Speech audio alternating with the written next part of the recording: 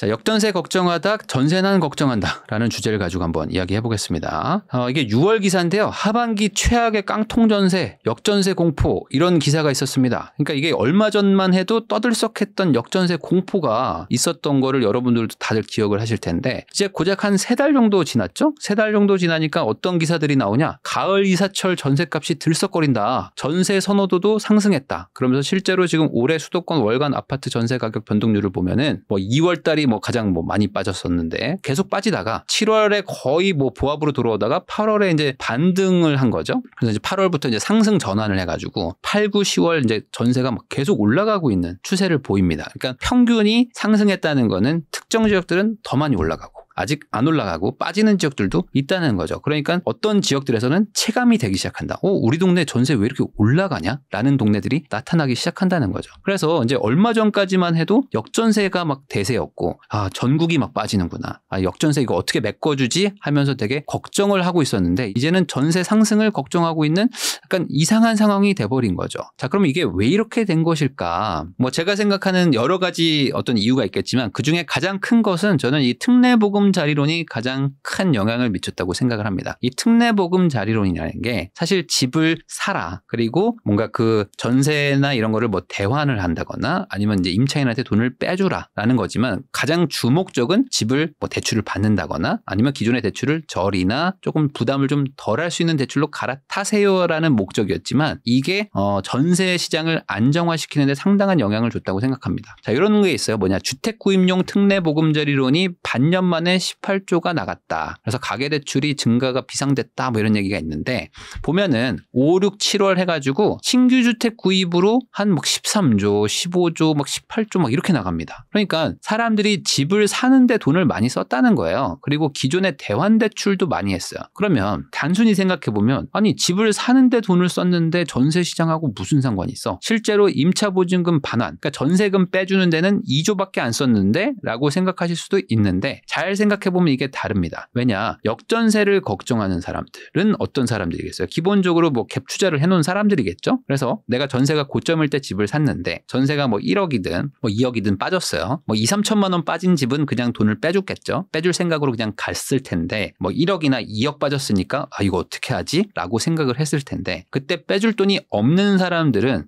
야 이거를 팔아야겠다. 라고 생각을 했을 거 아닙니까? 근데 이걸 파는 물건을 누군가 사줬겠죠. 그러니까 결국에 이 신규 주택 구입 이 대출이라는 게 이 역전세 대상인 물건을 사주는 게 꽤나 많았을 겁니다. 그러니까 사실상 이 임차보증금 반환이라는 거는 내가 역전세를 끌어안고 갈게 라는 거고 요 53% 거의 절반에 해당하는 거의 60%에 해당되는 물건은 역전세가 나는 물건인데 급급매로 팔 물건을 아니다. 그냥 나는 이거 시세대로 그냥 팔고 싶어요. 라는 물건을 받아주는 매수해주는 사람들한테 줄 수 있는 그 약간의 그 완충작용을 하게 된 거죠. 그러니까 여기서 역전세 물건이 생각보다 많이 해결이 됐을 겁니다. 그러면 이 반년 만에 18조라는 어떤 유동성이 공급이 된 거죠. 시장이 공급이 되면서 전세 시장으로도 흘러 들어간 거고 그리고 매매 시장으로도 흘러 들어간 게 아닐까. 그래서 시장에 대규모 유동성이 공급이 됐다는 점 이게 가장 큰 거고요. 그리고 이게 자연스럽게 6에서 9억 사이로도 매도가 들어가면서 이게 매수 자금이 또 되는 거죠. 이게 9억에서 15억으로도 이동을 합니다. 그리고 원래 15억 초과는 대출 아예 막아놨었는데 이것도 대출이 풀렸죠. 풀리면서 여기는 또 여기대로 또 거래가 되고 그러니까 전체적으로 시장에서 거래가 되기 시작합니다. 그러면서 묶여있던 자금들이 풀리고 그러면 나 이거 돈 풀린 거 가지고 역전세 내가 메꿔줄게 하면서 돈을 빼주기 시작하고 이러면서 생각보다 돈이 경직돼 있던 게 풀리니까 역전세 우려가 빠르게 잠재워지기 시작한 거죠. 그래서 거래가 늘기 시작해요. 그럼 어떻게 됩니까? 당연히 매매 가격도 상승을 하죠. 이게 뭔가 급락을 하는 과정에서 거래가 된 게 아니라 급락할까 봐 걱정하고 있었는데 시장에 돈이 유입이 되니까 그래? 그러면 굳이 내가 싸게 팔 필요는 없겠네? 하면서 거래가 이제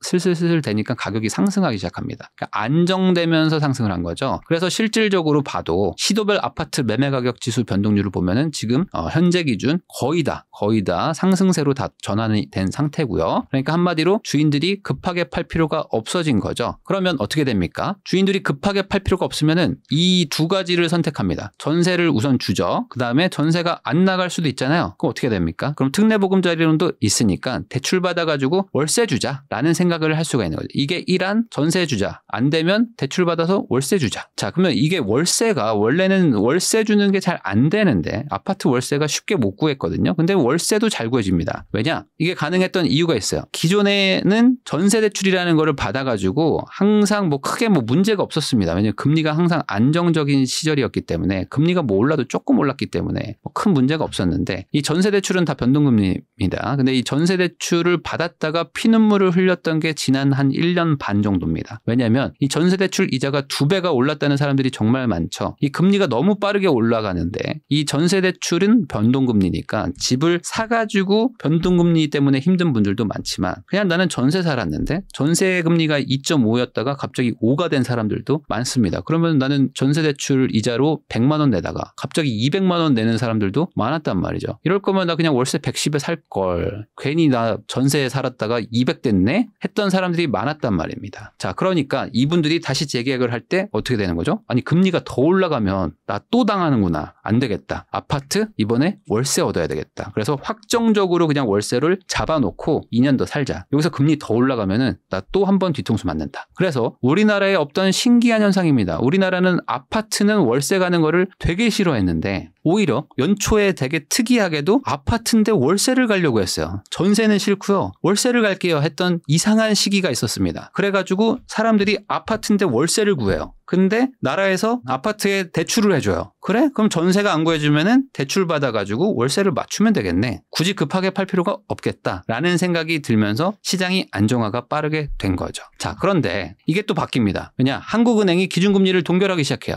근데 동결을 한두 번 하는 게 아니라 계속합니다. 그래서 이제 어느 순간 금리를 안 올린다는 거를 사람들이 알기 시작했어요. 자, 그러면 잠깐만. 월세를 내가 가는 거는 금리가 올라가면은 뒤통수 맞을까 봐 전세를 안 가는 건데 우리나라 금리 안 올릴 것 같네? 그리고 잠깐만. 이러다가 금리가 이제 상단을 찍고 앞으로 내려가면 어떡하지? 나 이번에 계약을 하면은 월세를 최소한 2년은 살아야 되는데 그러면은 23년에 전세를 계약하면 25년. 잠깐만. 거기다가 2+2로 최대 4년까지 살면은 27년까지 살 수도 있는데 그럼 27년까지 금리가 과연 이 금리일까? 잠깐만. 그러면 오히려 지금 변동금리로 전세 가는 게 유리한 거 아닐까? 괜히 지금 월세로 고정으로 들어갔다가 내가 뒤통수 맞는 거 아닌가? 라는 역발상으로 뒤통수가 오는 거예요. 그러니까 이제 어떻게 됩니까? 아파트에 월세 가려고 했던 사람들이 이제 약간 반대로 생각하게 됩니다. 이제 금리가 내려가는 상황으로 생각을 한다면은 월세를 낼 이유가 없을 것 같은데? 그래서 사람들이 빠르게 전세를 또 넘어가요. 그러니까 어떻게 되냐? 가을 전세 시장이 유동치기 시작합니다. 아파트는 이제 가격이 올라가기 시작하니까 매물들도 이제 좀 나오기 시작하죠. 이제 호가들로 이제 막 매물들을 던지기 시작하는 거죠. 근데 전세는 물량이 빠르게 소진되기 시작합니다. 왜냐하면 이제 전세가 이제 빠르게 없어지는 거죠. 사람들이 이제 뭐 월세도 내놨지만 전세 내놓은 것들은 사람들이 이제 빨리빨리 채가는 거야.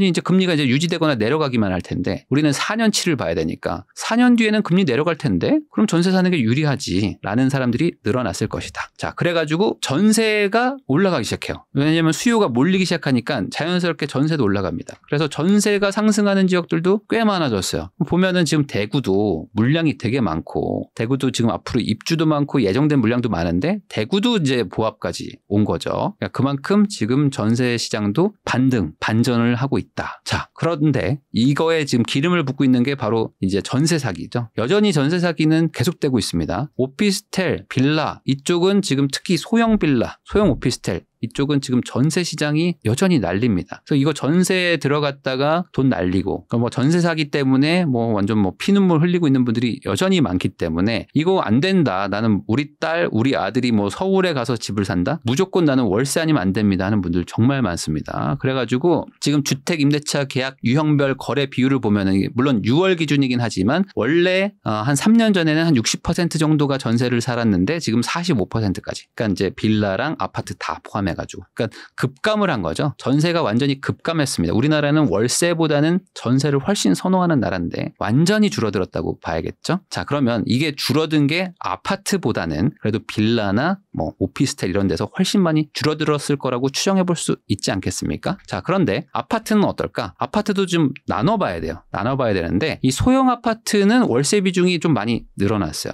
왜 그러냐? 이 전세 사기가 두려운 분들이 많았을 거 아닙니까? 그러면 이 분들이 빌라에서 월세를 살기도 했지만 안 되겠다. 난 그냥 아파트로 간다. 라고 생각하는 분들도 많단 말이죠. 그러면 이 빌라에서 아파트로 가려면 아무래도 금액이 비싸지니까 소형 아파트로 가야 되겠다. 조금 작은 데로 간다. 그러니까 규모를 좀 작게 줄여서 가겠다라고 하면서 소형 아파트로 넘어오시는 분들이 많은데 요 분들이 뭐 보증금도 좀 부담되고 하니까 뭐 월세를 좀 섞어가지고 갔던 거겠죠? 라고 추정해 보는 거죠. 그래서 소형 아파트로 많이 이동하지 않았을까. 그래서 이 소형 아파트 쪽에서는 월세 상승이 좀 많았습니다. 비중이. 자, 그런데 이게 중대형 아파트를 포함하면은 또 달라져요. 그러니까 지금 이게 시장이 완전히 쪼개져서 움직이는 거죠. 그러니까 빌라, 오피스텔 이런 데들은 월세로 많이 거의 갔고 그다음에 소형 아파트는 또 월세로 또 가는데 전체 아파트를 보면은 전세 비중이 많이 늘어났어요. 그러면 소형은 월세가 늘어났는데 전체로 보면 전세가 늘어났다? 그러면 중대형은 전세가 엄청나게 늘어났다는 거죠. 그래서 지금 서울 아파트 전세 비중은 60%가 됐습니다. 그러니까 많이 늘어난 거죠. 그래서 중대형은 전세 선호 현상이 확실하게 좀 늘어났다. 그러면 이게 통계로 보입니다. 어떻게 되냐? 가을 이사철 메마른 서울 전세 매물. 그래서 이제 2만 건대로 뚝 떨어졌다. 그래서 1월만 하더라도 5만 건 정도 서울 아파트 전세가 있었는데 지금은 이제 2만 9천 건 정도로 많이 줄어드는 추세를 보이고 있습니다. 그래서 이런 게 아마 전세 매물이 빠르게 줄어드는 이유이지 않을까라고 생각이 좀 들고요. 아까 말씀드렸던 전세 사기가 끝난 거냐? 아니라고 말씀드렸잖아요. 지금 최근에 아직은 뭐 확정된 건 아니지만 또 나오고 있습니다. 뭐냐? 전세 사기가 아직 끝난 게 아닙니다. 그가 망하면 수원이 망한다. 이게 무슨 소리냐? 이 수원에 빌라왕이 또 있다고 합니다. 그래서 사기 피해가 뭐 지금 4천억이라는 루머가 지금 인터넷에 떠돌고 있는데 정모 시기가 있나 봐요. 그래서 요 분이 망하면 수원이 망한다라는 게 옛날부터 이제 얘기가 막 떠돌았나 봅니다. 2021년 11월 임대인 정모 씨 이제 60살인데 이분이 지금 뭐 법인이 10개가 있대요. 그래서 이 사람이 지금 뭐 수백 채를 가지고 있나 봐요.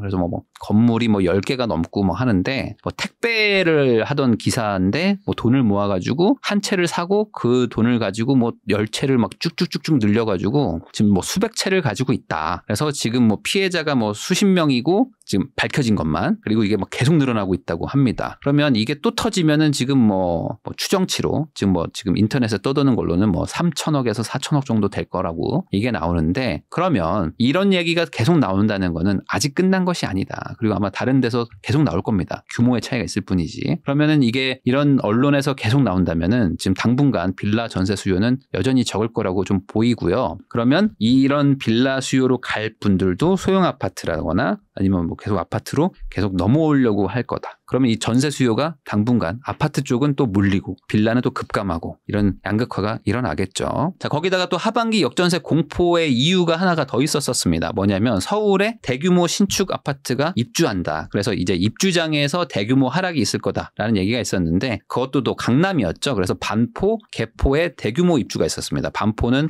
이제 반포 원베일리에서 한 3천 세대가 있었고 개포는 뭐 10,000세대 가까운 대규모 입주가 있어서 전세 하락이 될 것이다라고 했는데 이것도 지금 여름까지만 해도 뭔가 좀 약간 흔들리는 게 있었는데 지금은 완전히 상황이 바뀌었습니다. 그래서 또 이런 게 있습니다. 역전세 공포 중심지였던 이곳이 한 달 새 2억 뛰었다 해가지고 지금 개포동에 DH 퍼스티어 아이파크가 이제 입주를 시작하려고 준비 중입니다. 준비 중인데 여기에 한 6,700세대가 입주 예정이거든요. 그래서 이제 조합원부터 이제 순차적으로 이제 입주를 하려고 하는데 보통 이제부터 입주를 시작하려고 하면은 전세가 흔들흔들 해야 되는데 지금 아까 말씀드렸던 것처럼 전세 물량이 좀 적다 보니까 가격이 좀 버티고 있는 모양새예요. 이 정도 입주량이면 상당히 많은 건데 앞으로 또 이제 좀 지켜봐야 되겠지만 그 사람들의 예상과는 다르게 가격이 좀 버티고 일부 평형대는 또 가격이 좀 올라가면서 이제 가격이 또 뛰기도 한다라는 기사들이 나오고 있습니다. 자, 그러면 이런 상황이라면은 지금 되게 급변하는 거 아닙니까? 몇 달 전만 해도 막 전세가 막 뭐 역전세가 난다고 하는데 갑자기 또 지금 막 전세가 또 상승한다고 하니까 결국에 지금 이런 상황이 좀 진정이 되려면은 내년 이제 올해는 거의 다 끝났으니까 내년에 신축이 좀 많이 입주가 돼가지고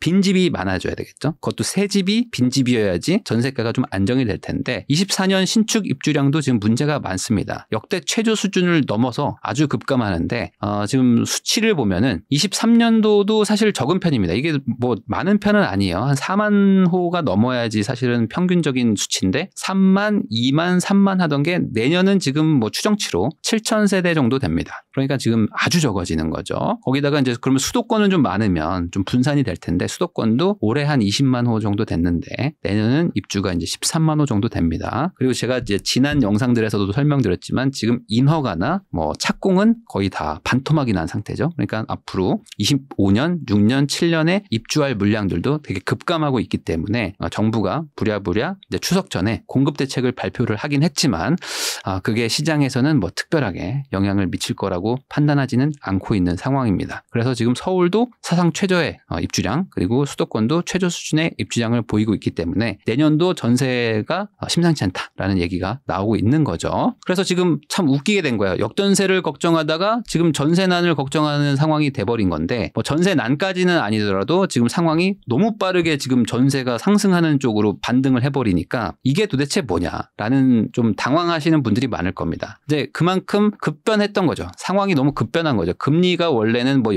0.25씩 뭐 몇 달에 한 번씩 올라가고 뭐 1년에 뭐 많이 올라야 뭐 1%, 2% 올랐던 게 지난 뭐 몇십 년간의 흐름이었는데 한 달에 막 0.5, 0.75가 올라가고 우리나라도 막 반년 만에 막 2%가 올라가고 이런 것들이 너무 급변했다 보니까 그게 급등도 했지만 또 다시 또 급락도 하고 급락도 했지만 다시 또 급등도 하고 이게 금리가 올라가니까 가격이 빠지기도 하지만 공급이 또 안 되니까 다시 또 막 가격이 올라가고 이렇게 시장이 막 급등 급락을 반복하고 있는 거라고 보실 수 있을 것 같습니다. 그러다 보니까 또 이런 또 피해가 생겨요. 뭐냐? 입주 기다리느니 포기를 한다 하면서 사전 청약 무용론도 막 나오고 있는데 이거는 포기라기보다는 이런 것 같아요. 사전 청약을 지금 하신 분들이 많아요. 근데 이것도 보면 집값이 급등할 때 극약 처방으로 나온 거죠. 그러니까 사람들이 나 집 사고 싶어요. 근데 집이 없어요 하니까 청약의 청약이잖아요. 사전 청약이라는 것 자체가 청약을 할 수 있는 번호표를 주는 거기 때문에 미리 좀 너 좀 진정해 라고 하면서 미리 좀 번호표를 주는 거니까 잠깐만 좀 캄다운 하는 건데 그거 받아봐야 뭐해 라고 하면서 포기하는 사람들도 있겠죠. 왜냐면 지금 굳이 뭐 청약할 필요 없잖아. 뭐 사면 되는데 라고 생각하는 분들도 있지만 그냥 자체적으로 포기했다기보다는 그냥 가서 사버린 거죠. 그냥 집을 그냥 샀겠죠. 이런 분들은. 옆에 뭐 집값 떨어진 것도 있고 아니면 약간 반등하니까 그냥 사버린 분들도 있을 거고 아니면 그냥 청약하는 거 당첨된 분들도 있을 거 아닙니까.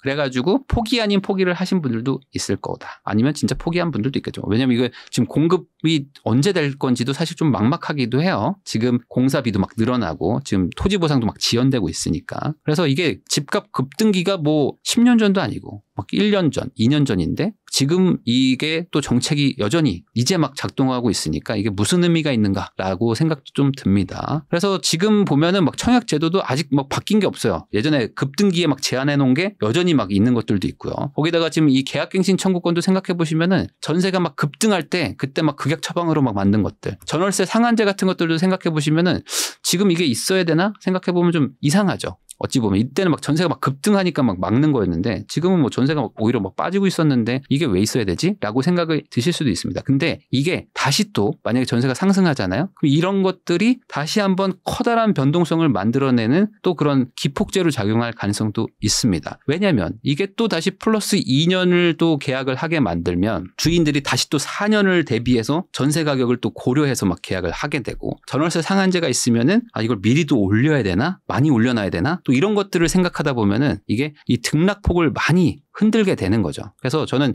이런 정책들이 뭔가 급등기 이렇게 나왔던 것들을 이번 기회에 지금은 그래도 좀 안정돼 있는 상태니까 이럴 때 한번 다시 한번 리셋을 하는 게 어떨까라는 생각을 좀 해보거든요. 그래서 이 변동성 키우는 정책들이 여전히 많고 그러면 결국에 이 롤러코스터를 타게 되는데 이 타는 거는 정치인이라기보다는 우리 국민들이니까 이 롤러코스터에서 우리 국민들을 좀 내려줘야 되지 않을까. 이런 시기에 좀 내려주는 정책을 좀 해줄 정치인들이 필요하지 않을까라는 생각을 좀 해봅니다. 이러다가 다시 한번 또 올라가거나 뭐 다시 한번 내려가기 시작하면은 이 급등락에 그냥 온전한 피해를 또 우리가 받을 텐데 그러면 또 그거는 또 누가 책임져 줄 건지 아무도 책임져 주지 않을 것 같다라는 생각을 좀 해보면서 지금의 이 급변하는 전월세 시장이 어떻게 된 걸까에 대해서 한번 제 생각을 이야기해봤습니다.